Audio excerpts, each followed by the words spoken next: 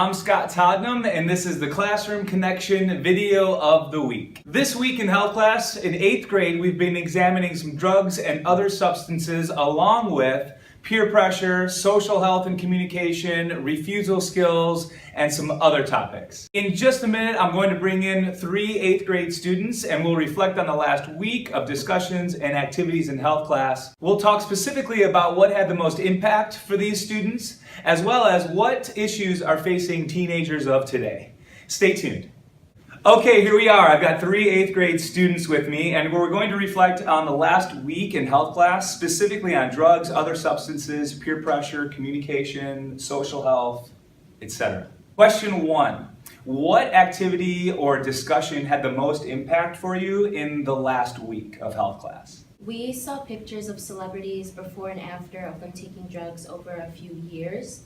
And that had the most impact for me because it can tell how impactful it was to them and how it changed their looks. We were actually able to see some pictures and videos of the types of drugs, the impacts it had on you, what it did to your body, and what types of people use them for different situations. So like Michael Jackson, how he had a drug that his doctor gave to him, and so he later became addicted to it. He was dealing with a disorder already, so the fact that we had prescription medicine we looked at and when it's used versus maybe the illegal substances too. Yeah, so the pictures helped. He was mixing the medicines together also, so that led to his death.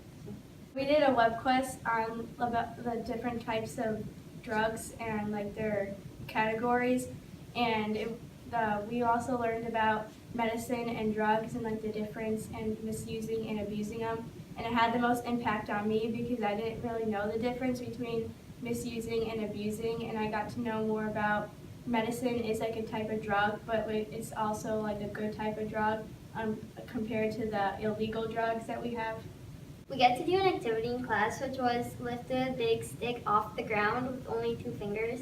And that had the most impact on me because I realized how hard it was, because some people wouldn't do it at the same time. So it was a group activity, and the simple task was to pick up a big long stick as a team, as a group, and just lift it off the ground, but you can only use your fingers and then put it back down to the ground. Mr. Tottenham just told us that we should have our pointer fingers, have one of our fingers straight under the bar, but that influenced us to think that our fingers had to be like this. So many people would just do this or change it different ways, but that led the other people in the group to doing it like them.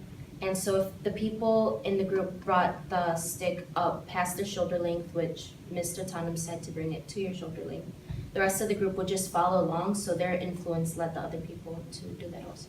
Some people were like really rude about it and were like yelling at us to like do something because they wanted to like get it done first. And like they were like shouting at us, or they were like trying to like boss us around and like telling us to do this or to do that. Some people wouldn't bring it down at the same time as other people. It was really frustrating because some people had different ideas, but no one could agree on one. Okay, question 2. What issues are teenagers of today dealing with in terms of peer pressure or social health or friendship relationships or even coping skills that are worth mentioning so that we know what's really going on in a teenager's life?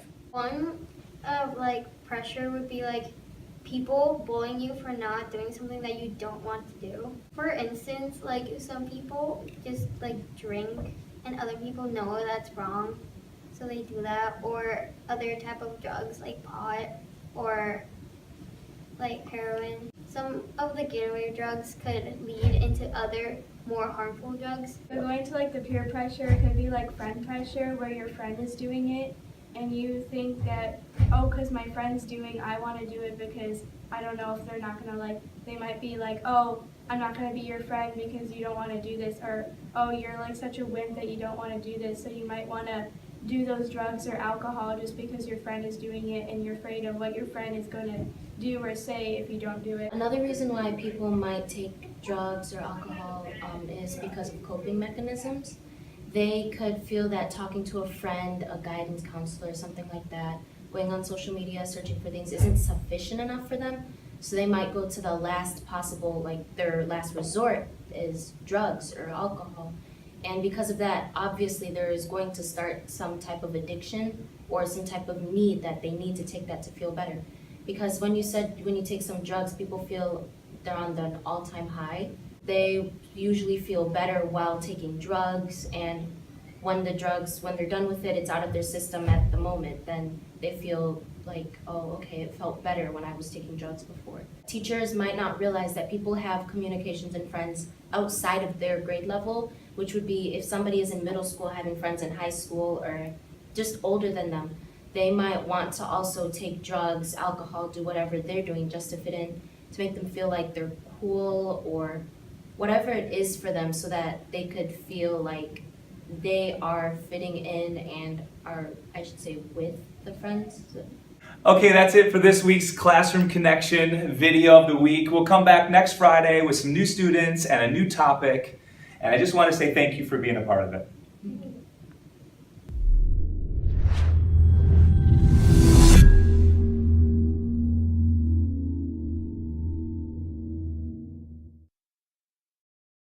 It's been rolling the whole time, but I obviously just cut the whole thing. Yeah.